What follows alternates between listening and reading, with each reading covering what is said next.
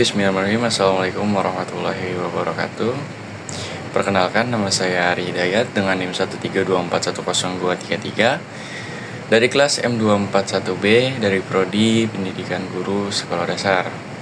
Kali ini saya akan mempresentasikan hasil observasi saya dengan teman kelompok saya pada mata kuliah media pembelajaran yang berjudul Analisis Efektivitas Media Konkret dalam Implementasi Kurikulum Merdeka pada Materi Sudut di kelas 4 di SDN Mekar Mukti 02. Lanjut pada latar belakang, media pembelajaran merupakan komponen hasil krusial dalam keberhasilan proses belajar mengajar di tingkat sekolah dasar.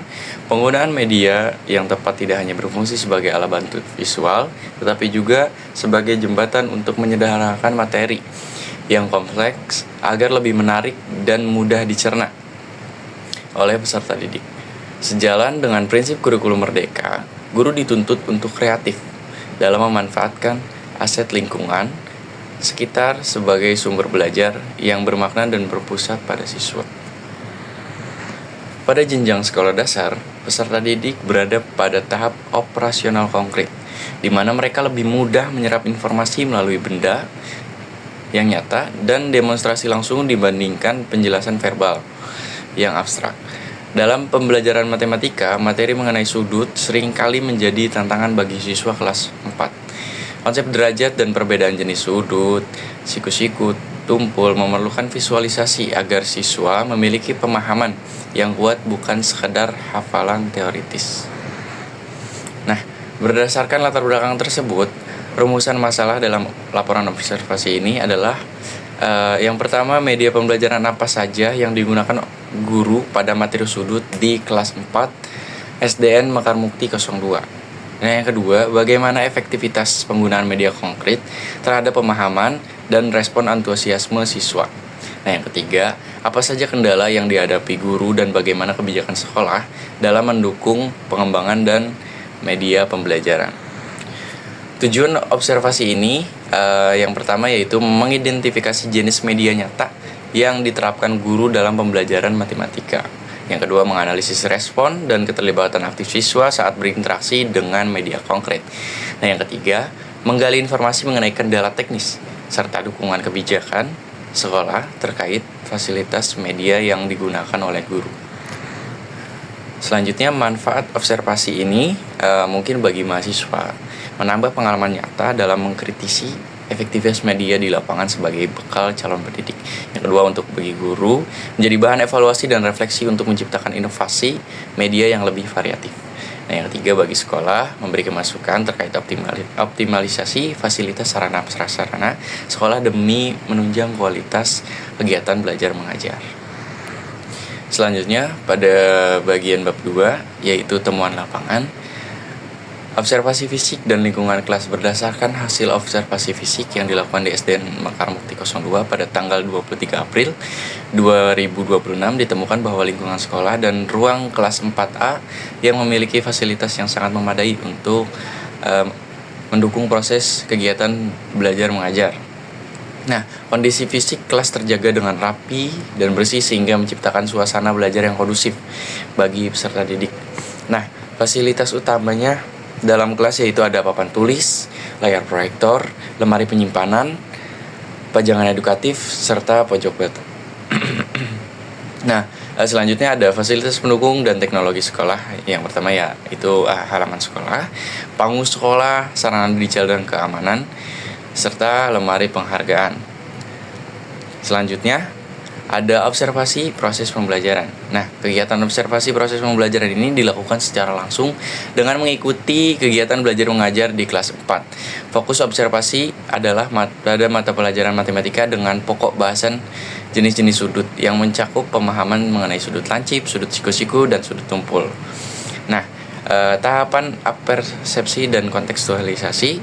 Guru memulai pembelajaran dengan mengajak peserta didik mengamati benda-benda nyata di sekitar kelas yang memiliki unsur sudut.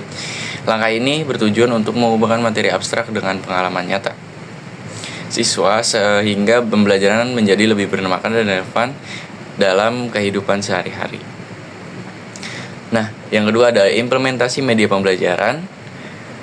Dalam menyampaikan materi ini, guru mengombinasikan beberapa jenis media untuk mempermudah pemahaman siswa, yaitu yang lebih unik dari penyampaian materi dari guru tersebut yaitu menggunakan gerakan tubuh yang menjadi media konkret utama.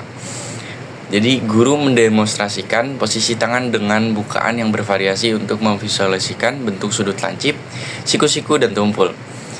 Penggunaan tubuh sebagai alat peraga memungkinkan siswa melihat perbedaan besaran sudut secara langsung dan konkret.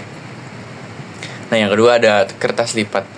Nah, umumnya media ini digunakan sebagai alat bantu visual tambahan untuk menunjukkan bagaimana suatu sudut dapat berubah bentuk berdasarkan besar kecilnya lipatan kertas. Nah, yang ketiga ada busur derajat. Guru menggunakan busur derajat saat memasuki tahap penghitungan derajat sudut. Siswa diberikan kesempatan untuk maju ke depan kelas guna mencoba melakukan pengukuran secara langsung dengan bimbingan yang oleh guru. Selanjutnya ada papan tulis, berfungsi sebagai media pendukung untuk memperjelas penjelasan melalui gambar, ilustrasi, dan penyelesaian contoh soal secara bersama. Nah, untuk interaksi dan aktivitas siswa ini yang saya lihat dan teman-teman kelompok saya lihat, respon mereka terhadap guru mereka dengan terbuka itu sangat berpikir kritis dan komunikasi dua arahnya yang sangat teratur. Nah, selanjutnya masuk ke bab 3 yaitu analisis kritis. Yang pertama, analisis media utama, gerakan tubuh, dan alat peraga. Berdasarkan hasil observasi di kelas 4 SDN Mekar Mukti 02, media utama yang digunakan guru dalam pembelajaran matematika yaitu materi sudut adalah media konkret berbasis demonstrasi gerakan tubuh, khususnya penggunaan gerakan tangan untuk membentuk berbagai jenis sudut.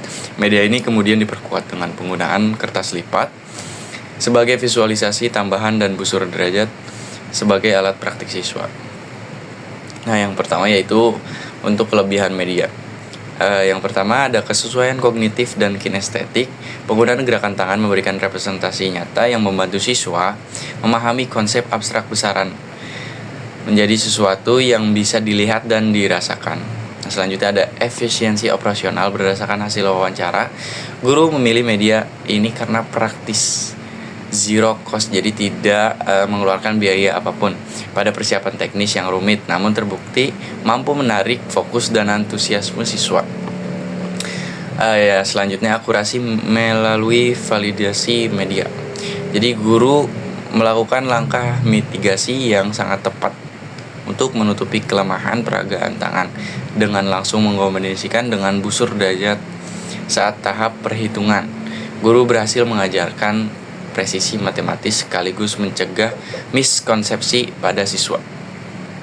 Nah, untuk kekurangan medianya, sifat media yang sementara. Nah, visualisasi sudut melalui gerakan tangan menghilang segera setelah posisi tangan berubah. Tanpa adanya referensi visual yang bersifat permanen seperti poster atau tayangan layar, siswa cenderung kehilangan rujukan saat harus mengerjakan latihan mandiri di meja masing-masing. Nah, selanjutnya ada keterbatasan jangkauan visual, visibilitas. Terdapat kendala signifikan bagi siswa yang duduk di barisan belakang. Meskipun gerakan tangan secara umum terlihat, detak kecil dari bukaan sudut sulit diamati dengan jelas dari jarak jauh. Selanjutnya ada kendala detail alat ukur. Masalah visibilitas semakin nyata saat guru melakukan demonstrasi perhitungan menggunakan busur derajat di papan.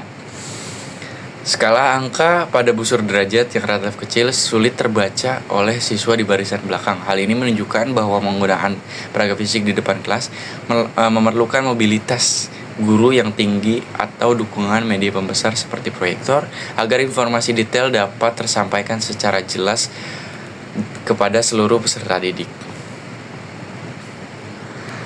Nah, yang terakhir kita ada di bab 4 untuk penutup.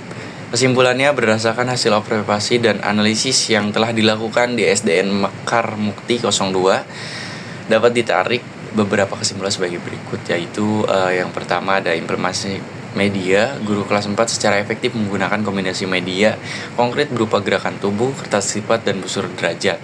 Nah, yang kedua, efektivitas dan respon. Penggunaan media tersebut berhasil meningkatkan antusiasme dan partisipasi aktif pada siswa. Meskipun sederhana, media gerakan mampu memicu respon cepat dan fokus siswa dibandingkan hanya penjelasan verbal. Ada dukungan sekolah. SDN Mekar Mukti 02 memiliki manajemen fasilitas yang sangat baik melalui anggaran arkas dan penyediaan prasarana digital seperti wifi, proyektor, smart TV. Pihak sekolah juga aktif mendukung peningkatan kompetensi guru melalui pelatihan kedinasan dan forum KKG. Nah, akar masalah atau kendala utama yang ditemukan adalah visibilitas detail alat ukur angka pada busur derajat yang sulit terlihat oleh siswa di barisan belakang, serta belum optimalnya sinergi antara media konkret dengan fasilitas yang tersedia karena keterbatasan waktu pengembangan media oleh guru. Nah, mungkin cukup sekian dari presentasi hasil observasi atas nama Ari Hidayat. Mungkin kurang lebihnya mohon maaf. Wabillahi taufiq wal hidayah. Wassalamualaikum warahmatullahi wabarakatuh.